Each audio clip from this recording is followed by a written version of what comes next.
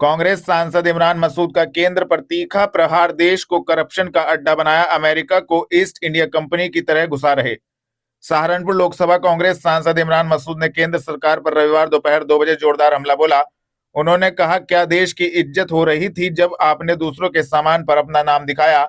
आपने AI summit के नाम पर तमाशा किया, आपको क्या मिला? उन्होंने देश को करप्शन का अड्डा बना दिया है। वे प्रोटेस्ट करते रह सकते हैं। उन्होंने देश को पहले ही बर्बाद कर दिया है। वे हमें देशद्रोही कह रहे हैं। देशद्रोही तो वह हैं जिन्होंने हमारी पीठ में छुरा घोंपा, जिन्होंने अमेरिका के सामने सरेंडर किया।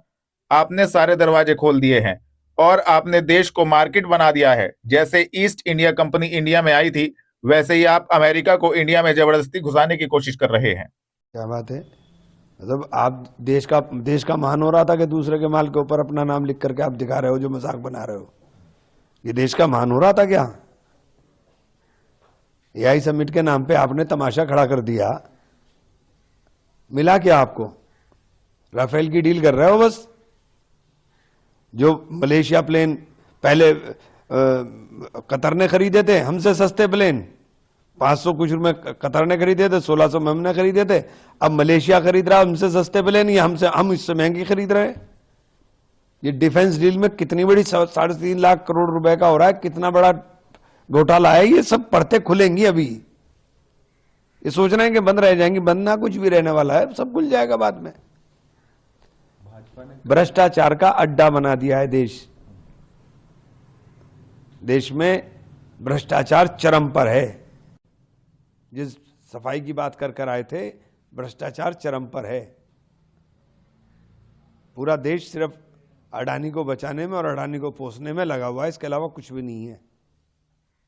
भाजपा ने के जो कल नेता है, उन्होंने सारी जगह कांग्रेस कार्यालय हुए या सब जगह उन्होंने प्रोटेस्ट किया, यहां तक कि राहुल गांधी के घर के आवास के बाहर भी। अब प्रोटेस्ट करते रहें, देश तो बर्बाद कर दिया, देश तो तबाह कर दिया। पता चल जाएगा, नतीजे आने शुरू हो गए, कारोबार बंद होने शुरू हो गए, नतीजे आने शुरू हो गए। ये तो यहाँ की आबादी इतनी बड़ी है कि वो हथियार बनी हुई है, वो देश को चला रही है। वरना छोटा देश, छोटी आबादी वाला देश होता, खत्म हो गया होता। गद्दार बता रहे हैं।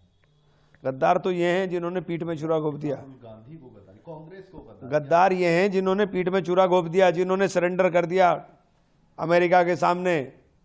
गद्दार वो हैं जिन्होंने देश को बेच दिया, सारे दरवाजे खोल दिए, मार्केट बना दिया देश का आपने। ईस्ट इंडिया कंपनी जैसे हिंदुस्तान में आई थी, ऐसे अमेरिका को घुसा रहे हो आप हिंदुस्तान में। गद्दार ये लोग हैं, हम लोग नहीं हैं। ऑपरेशन सिंदूर के बाद बदला सुरक्षा परिदृश्य। सहारनपुर में नागरिक सुरक्षा के स्वयं सेवकों ने ली आपदा प्रबंधन की विशेष ट्रेनिंग। मई 2025 के ऐतिहासिक ऑपरेशन सिंदूर के बाद देश की आंतरिक सुरक्षा एवं नागरिक सुरक्षा की भूमिका में आमूल-चूल परिवर्तन आया है। इसी क्रम में रविवार शाम 5 बजे सहारनपुर में उत्तर प्रदेश शासन के निर्देशों पर नागरिक सुरक्षा विभाग द्वारा एक वृहद समीक्षा बैठक एवं प्रशिक्षण ट्रेनिंग का 7 दिवसीय आयोजन शुरू किया गया। विभागीय योजना के अनुसार जिले के 360 स्वयंसेवकों को आपदा प्रबंधन, हवाई हमले से बचाव और राहत कार्यों के लिए प्रशिक्षित करने का लक्ष्य रखा गया था। प्रथम चरण पूर्व में आयोजित ट्रेनिंग में 150 सदस्यों को कड़ा प्रशिक्षण दिया गया था। आयोजित विशेष सत्र में पुनः 160 स्वयंसेवकों को आधुनिक उपकरणों और आपदा तकनीकों की 7 दिवसीय ट्रेनिंग दी जा रही है। इसी प्रकार अब तक कुल 300 स्वयंसेवक पूरी तरह प्रशिक्षित होकर राष्ट्र सेवा के लिए तैयार हो जाएंगे। मुख्य अतिथि एडीएम ई संतोष बहादुर सिंह ने स्वयंसेवकों को संबोधित करते हुए कहा कि प्रधानमंत्री नरेंद्र मोदी और गृह मंत्री अमित शाह के विजन के अनुसार अब नागरिक सुरक्षा केवल युद्ध काल तक सीमित नहीं है। ऑपरेशन सिंदूर के बाद उपजी परिस्थितियों ने सिखाया कि हर नागरिक को फर्स्ट रिस्पॉन्ड होना चाहिए। उत्तर प्रदेश के सभी 75 जिलों में विभाग का विस्तार इसी दिशा में एक बड़ा कदम है। शिक्षा कोर सहारनपुर के द्वारा भारत सरकार के दिए गए दिशा निर्देश के क्रम में क्षमता निर्माण प्रशिक्षण कार्यक्रम में यहाँ पर उपस्थित हमारे Kashmir Singh ji, Rajesh Jain ji chief warden, Hansraj Saini ji deputy chief warden, Devendra Bansal ji division warden, Naseem Akhtar ji deputy division warden तथा समस्त वार्डन एवं स्वयंसेवक। देखिए ये ट्रेनिंग जो है इससे कहीं मतलब ये व्यक्तित्व के उसमें निखार में भी, व्यक्तित्व बनाने में भी, चीज़ों को समझने में भी ये बहुत महत्वपूर्ण होता है।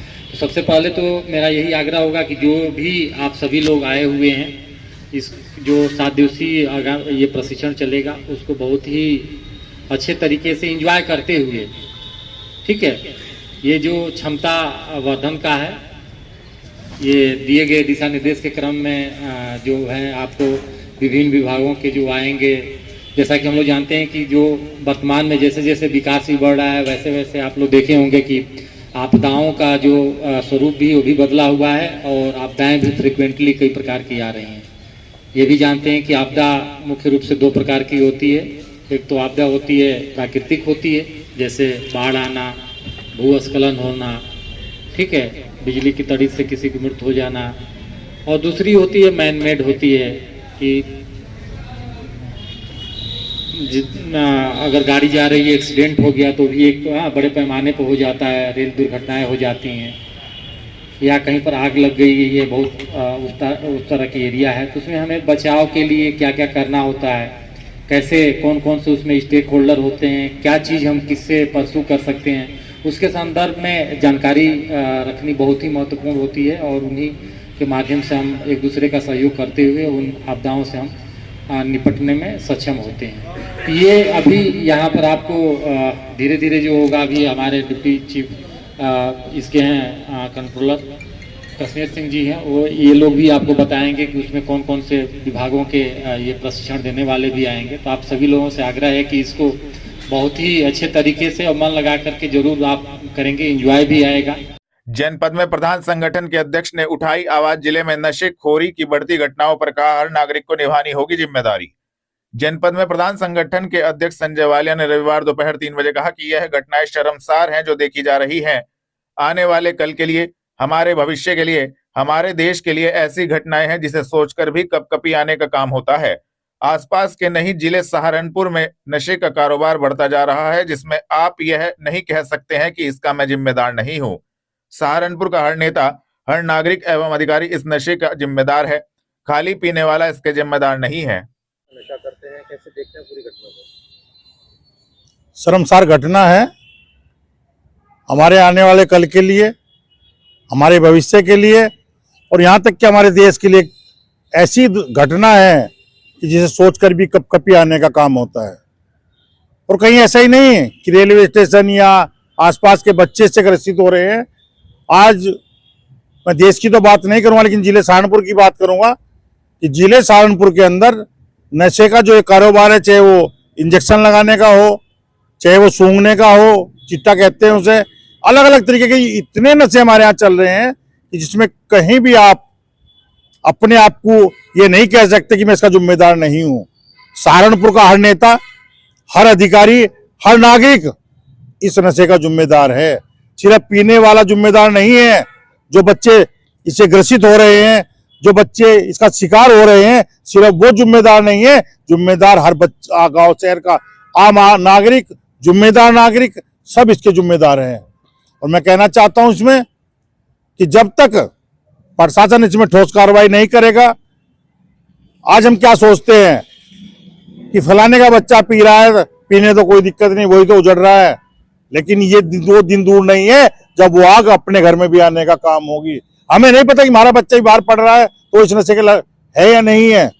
इसमें सख्त से सख्त कदम उठाने चाहिए। हमारे प्रशासन का सिर्फ काम इसमें ये है कि अगर आज कोई वो बाइट चली है या कोई सोशल मीडिया पे कुछ चला है कि ट्यूब से फला आदमी के यहाँ ये मिलती है, बच्चे पी रहे हैं, क्या दिन चलेगा इसमें अभियान? 1 दिन या 2 दिन, उसके बाद कोई पूछेगा भी नहीं। में बच्चे चूके तो वहीं के वहीं रहेंगे। उन बच्चों को तो उल्टा प्रतिपादित किया जाएगा कि आप क्यों करते हो, कैसे करते हो। हमारे शहर के अंदर नशा मुक्ति केंद्र कितने हैं? शहर की तरफ चारों तरफ लिखा हुआ नशा मुक्ति केंद्र, नशा मुक्ति केंद्र।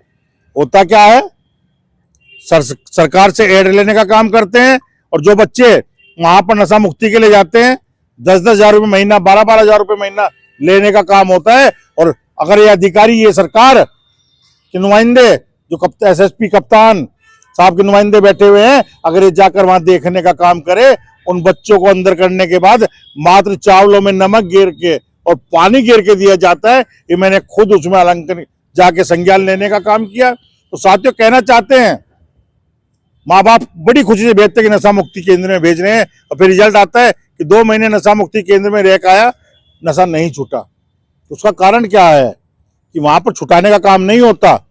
अंदर छुट तो इसलिए जाती हो 2 महीने के लिए, वहां मिलेगी नहीं, लेकिन मिलता क्या है ना वहां, नमक और मोटे चावल कोटे वाले 10-12 हजार वो लेते हैं, सरकार से पैसा मिलता है उसका अलग से, लेकिन कोई भी बच्चों को बचाने का काम नहीं करता।